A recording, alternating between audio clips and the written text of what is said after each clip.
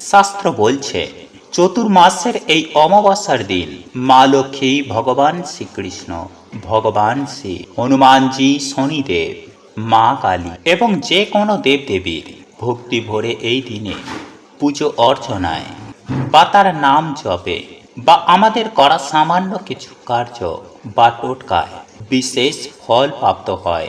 সেই বাড়িতেই তথা সেই ব্যক্তির জীবনে ভগবান সারা বছর পরম সুখ, শান্তি এবং অর্থে ভরিয়ে দেন। ভরা অমাবস্যার দিন কিছু খাবার এবং কিছু কার্য কিন্তু যদি আমরা অজান্তেই খেয়ে ফেলি বা করে ফেলি, তাহলে বন্ধুরা সারা বছর কিন্তু আমাদের চরম ভয়ঙ্কর দুঃখ, কষ্ট ও দুর্ভাগ্যে ভুগতে হয়। কারণ অজান্তেই এই কার্যে আমরা বাড়িতে অশুভ শক্তি বা অলৌকিকে আকর্ষিত করি।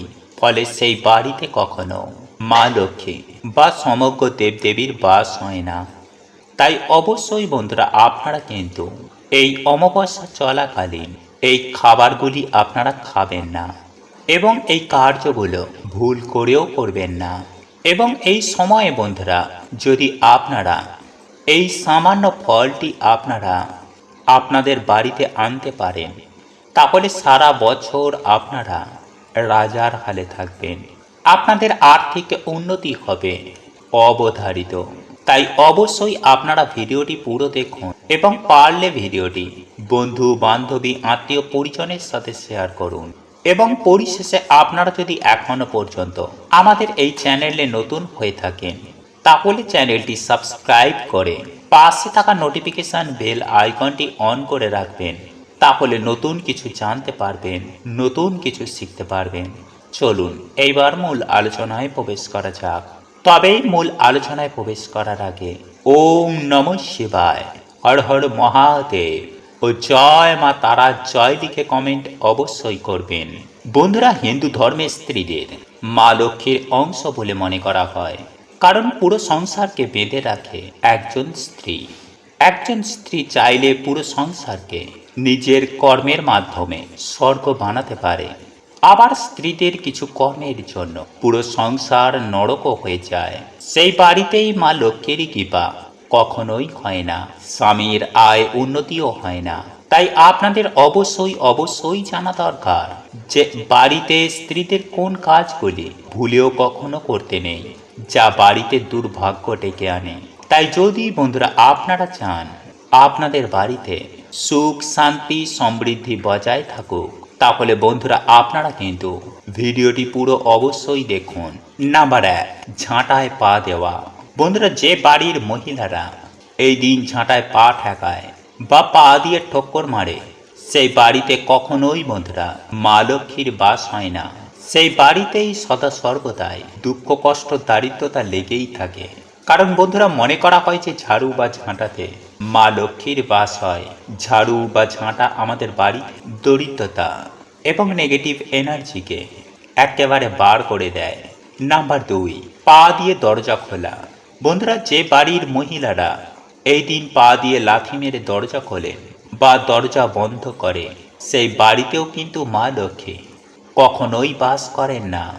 তাই বন্ধুরা যদি আপনাদের বাড়িতে এমন কিছু হয়, তাহলে আজই তা বন্ধ করে দিন। নাম্বার 3, দরজার সামনে বসে খাবার খাওয়া। বন্ধুরা, যদি আপনাদের বাড়ির কোনো মহিলারা দরজার সামনে বসেই খাবার খায়, তাহলে বন্ধুরা এটি কিন্তু আপনাদের বাড়ির উন্নতির পথে বাধা হয়ে দাঁড়াবে। কারণ বন্ধুরা হিন্দু শাস্ত্র অনুসার এটিকে খুবই অশুভ বলে মনে করা হয়। নাম্বার 4, এই দিন সন্ধ্যাবেলায় ঘর ঝাড়ু দেওয়া। বন্ধুরা, যে বাড়ির মহিলারা সকালের বদলে সন্ধ্যাবেলায় বা রাতের বেলায় ঘর ঝাড় দেয়, তারপরে সেই বাড়িতে অবশ্যই বন্ধুরা দুঃখ, কষ্ট, দারিদ্রতা আসবেই আসবে বা সুখ শান্তি সেই বাড়িতে একদমই থাকবে না। কারণ যেই সময়ে বন্ধুরা আমাদের বাড়িতে মা লক্ষ্মী আসে, সেই সময় যদি আমরা বাড়িতে ঝাড় দিই, তাহলে কখনোই মা লক্ষ্মী আমাদের বাড়িতে প্রবেশ করবেন না। তাই বন্ধুরা এই ভুল আপনারা আজ থেকে আর ভুলেও করবেন না। নাম্বার 5, বন্ধুরা অনেক মহিলারা কি করেন, রাতে খাওয়া দাওয়ার পর এঁঠো বাসনপত্র গ্যাসের ওপরে রেখে চলে যায়। এটি কিন্তু এই দিন আপনারা ভুলেও করবেন না। নাম্বার 6, বেশি বেলা করে ঘুম থেকে ওঠা। বন্ধুরা, দিনের সব থেকে শুভ সময় হচ্ছে ভোরের বেলা। তাই বাড়িতে পুরুষ হোক বা স্ত্রী, যারা বেলা করে ঘুম থেকে ওঠে তাদের বাড়িতে কিন্তু বন্ধুরা কোনো রকমের শুভ প্রভাব খুবই কম পড়ে।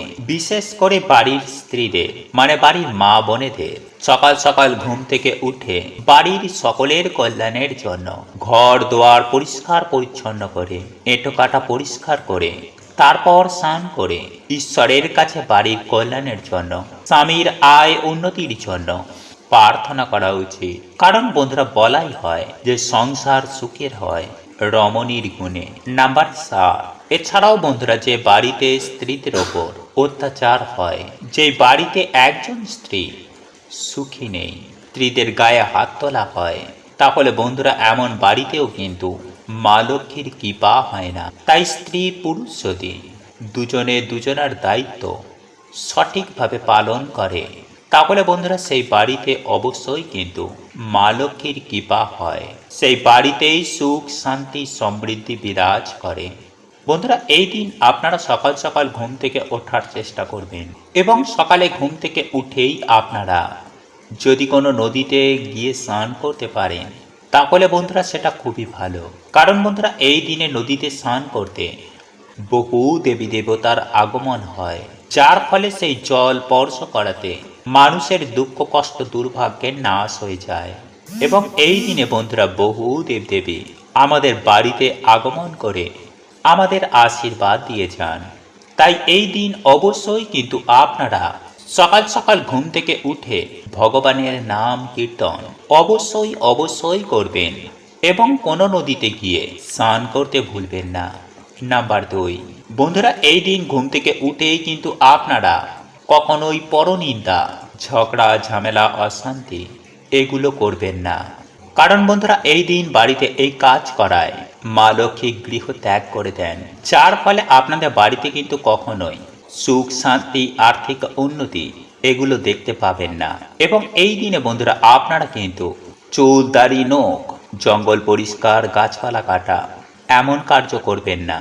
নাম্বার 3, বন্ধুরা, এই দিনে যদি আপনাদের বাড়িতে কোনো অসহায় ব্যক্তি কিছু চাইতে আসেন, তাহলে তাকে অবশ্যই আপনাদের সাধ্য ও সামর্থ্য অনুযায়ী তাকে সাহায্য করতে ভুলবেন না। কারণ বন্ধুরা, শাস্ত্র বলছে যে এই দিন যদি আমরা কিছু দান করতে পারি, তাহলে বন্ধুরা এতে আমাদের বহু গুণ দুর্ভাগ্যের সেই দিন নাশ হয়ে যায়। এছাড়াও বন্ধুরা, অন্যের সেবায় ঈশ্বর খুবই প্রসন্ন হন। নাম্বার 4, এই দিন ভুলেও বন্ধুরা সকালে ঘুম থেকে উঠে আয়না দেখবেন না। এই দিনে বাড়িতে সবার সাথে ভালো ব্যবহার করবেন, যতটা পারবেন এই দিন বড়দের আশীর্বাদ নিন। নাম্বার 5, যদি বন্ধুরা আপনারা ব্যবসা করেন বা আপনারা আর্থিক উন্নতি করতে চান, তাহলে অবশ্যই এই দিন মা লক্ষ্মী ও ভগবান শ্রী গণেশ পুজো আরাধনা করতে ভুলবেন না। নাম্বার 6, বন্ধুরা এই দিনে কোনো রকম পোড়া জাতীয় খাবার খাবেন না, যেমন বেগুন পোড়া, টমেটো পোড়া ইত্যাদি।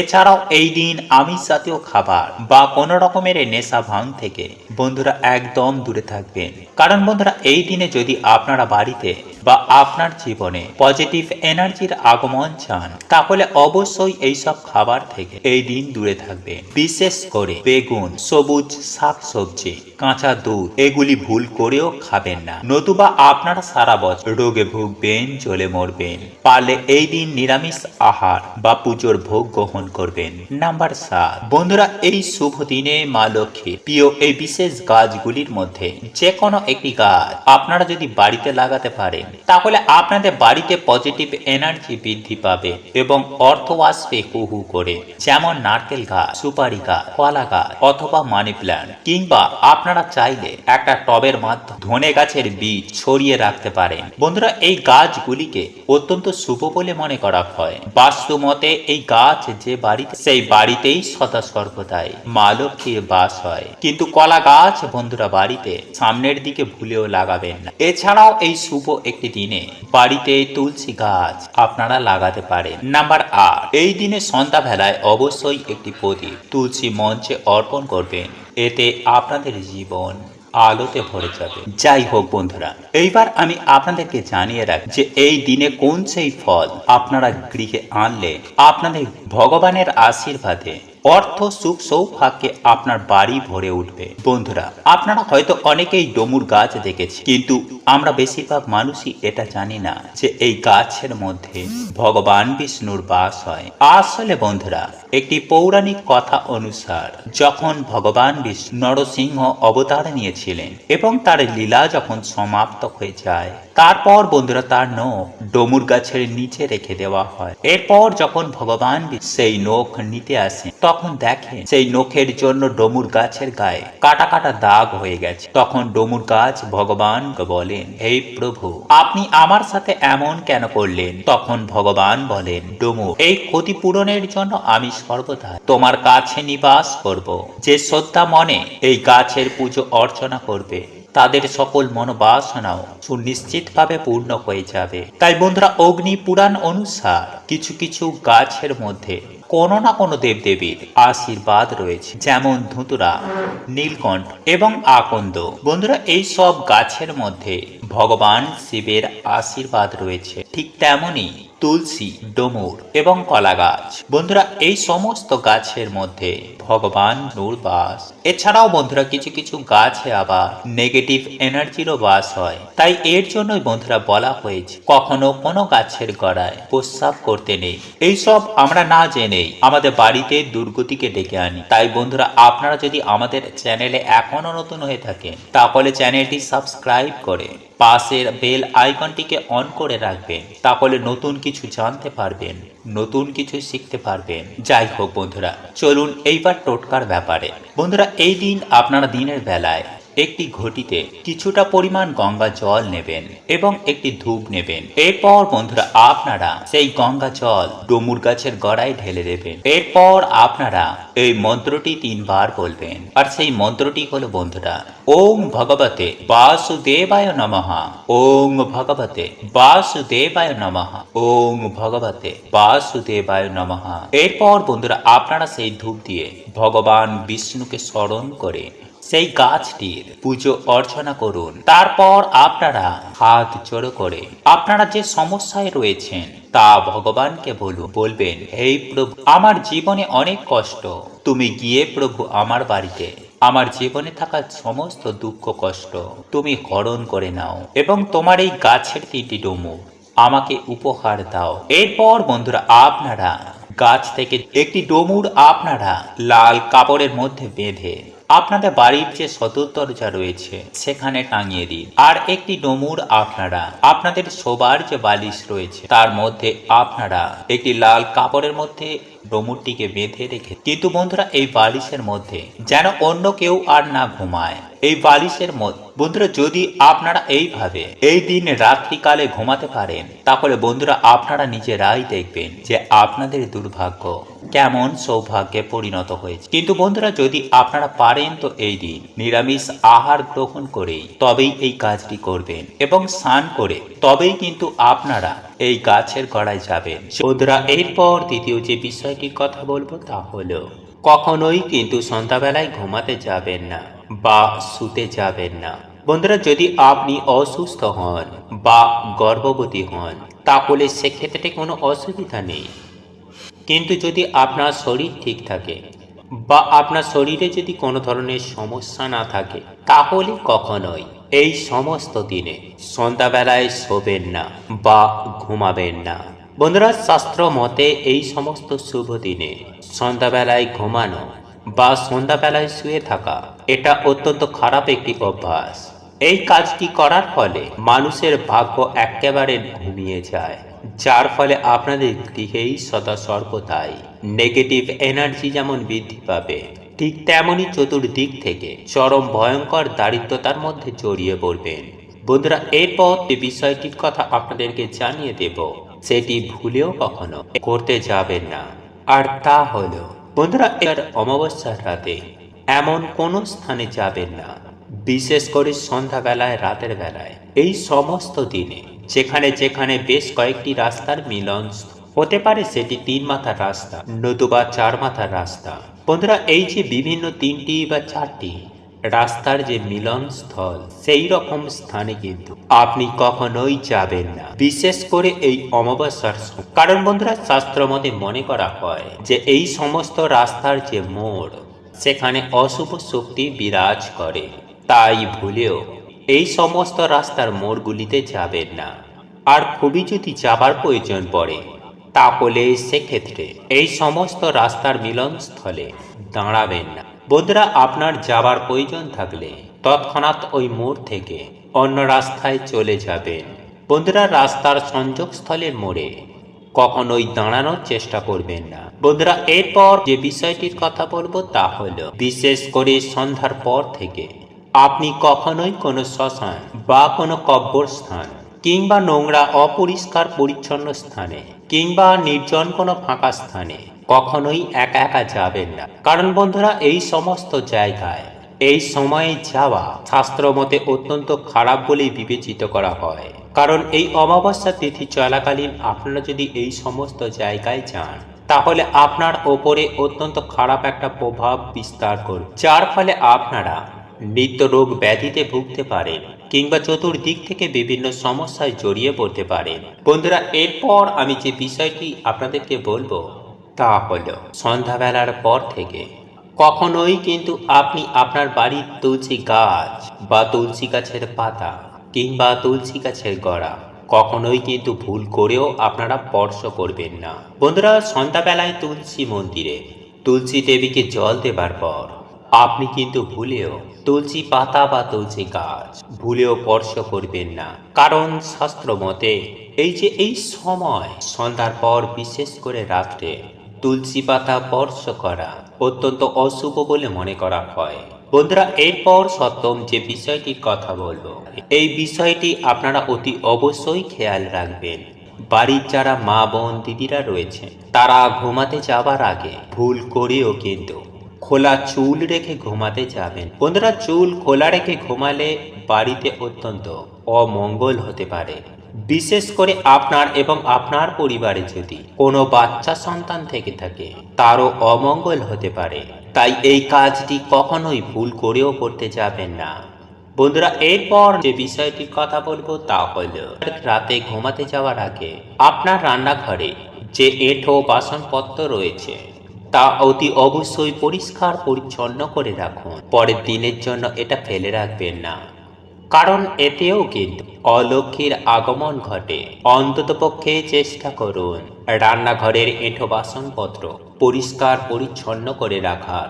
ঘুমাতে যাবার আগে কখনোই কিন্তু পারফিউম বা সেন্ট জাতীয় কোনো দ্রব্য গায়ে মেখে ঘুমাতে যাবেন না। হ্যাঁ বন্ধুরা, আপনারা একেবারে ঠিকই শুনছেন। রাতে ঘুমাতে যাবার আগে আপনারা যদি পারফিউম বা সেন্ট জাতীয় দ্রব্য গায়ে মাখেন, তাহলে সেটি অত্যন্ত খারাপ বলেই শাস্ত্রে মনে করা হয়। কারণ ওই গন্ধ অশুভ শক্তিকে আকৃষ্ট করে। তাই ঘুমাতে যাবার আগে জল দিয়ে মুখ হাত পা ধুয়ে নিন। দরকার পড়লে আপনি স্নান করে নিন, কিন্তু কখনোই সেন্ট বা পারফিউম জাতীয় কোনো দ্রব্য ব্যবহার করতে যাবেন না। এবং বন্ধুরা, সর্বশেষ আমি আপনাদেরকে যে বিষয়টির কথা, যে এই কয়েকটা দিন সন্ধ্যা বেলায় এবং রাতের বেলায় আপনার নখ চুল কখনোই কিন্তু কাটবেন না। এমনিও বন্ধুরা, আমাদের শাস্ত্র বলে যে কখনো সন্ধ্যা বেলায় নখ চুল কাটতে নেই। বিশেষ করে অমাবস্যা তিথিতে তো কখনোই কাটবেন না। জয় শ্রীকৃষ্ণ। রাধে রাধে। প্রভু আপনাদের সকলের মঙ্গল করুক। আপনারা সকলে সুস্থ থাকবেন, ভালো থাকবেন। নমস্কার, ধন্যবাদ।